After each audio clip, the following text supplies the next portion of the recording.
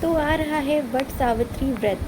आइए जानते हैं वट सावित्री व्रत कब है और इसमें क्या क्या सामग्रियाँ यूज़ होती हैं, इस्तेमाल करते हैं पूजा में।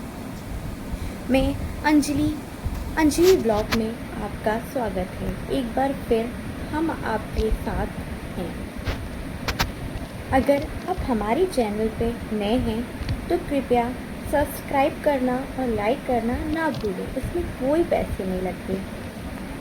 वट सावित्री व्रत दिन 16 मई 2026 को आ रहा है।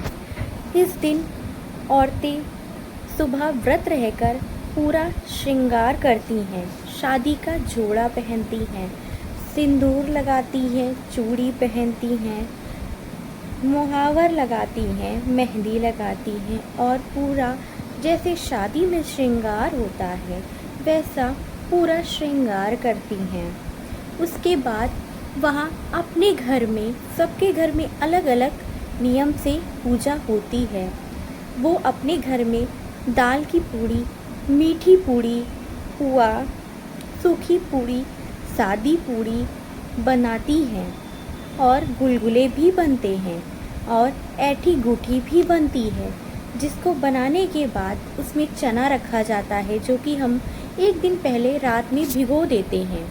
उसके बाद उसमें खरबूजा, कद्दू, लौकी, आम, सेब, केला, श्रृंगार की सामग्री, पंखा, माता जी को पंखा करने के लिए 1 लोटा जल आदि सामान लेकर घर से पेड़ के पास जाते हैं जहाँ पे वट लगा होता है।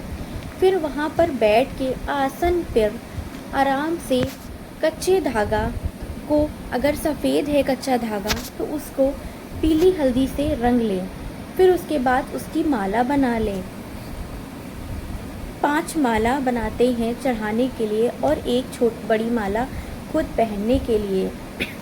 वो माला ले, फिर उसके बाद सबसे पहले पेड़ को जल डाल के नहलाते हैं, आचमन करते हैं। उसके बाद उसमें हल्दी, चना चढ़ाते हैं। फिर जो हम भोग लेके घर गए हैं उन सबको चढ़ाते हैं, धूप दीप जलाते हैं, फूल चढ़ाते हैं, प्रसाद का भोग लगाते हैं। उसके बाद जो कच्चा धागा है उसकी लेके हम 7 बार परिक्रमा करते हैं। अगर कच्चे धागे में 3 लरी हैं तो ऐसी परिक्रमा करना है इतनी बार कि वो पूरी 7 या 14 बार परिक्रमा हो जाए।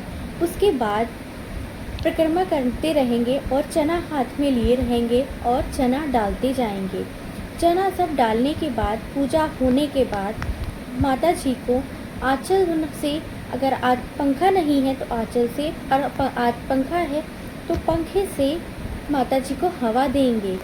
फिर उनके गले मिलेंगे। फिर चावल की ऐठी गूठी बना के क्रॉस साइन में पेड़ पे लगाएंगे।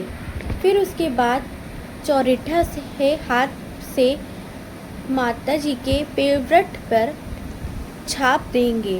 उसके बाद जल चढ़ाएंगे, गौरी जी को सिंदूर चढ़ाएंगे और फिर अपनी वहीं से मांग भरेंगे। जब पूजा की विधि संपन्न हो जाए उसके बाद हम लोग जो कली होती है पेड़ की उसको लेंगे, उसको छीलेंगे। 7 चना, 10 चना और 11 चना का दाना और 1 कली, तो दोनों मिला के 12 चीज़ें एक साथ लेके मुंह में उसको निगलना है पानी से। माता जी को प्रणाम करना है, सर झुकाना है और अपनी मन्नत मांगना है। और देखिएगा, इस विधि से अगर आप पूजा करते हैं तो आपकी सभी मनोकामनाएं बहुत ही जल्द पूरी होती हैं। आपको ऐसी ही जानकारी के लिए हमारे चैनल अंजलि व्लॉग में बने रहना चाहिए। उसके लिए धन्यवाद।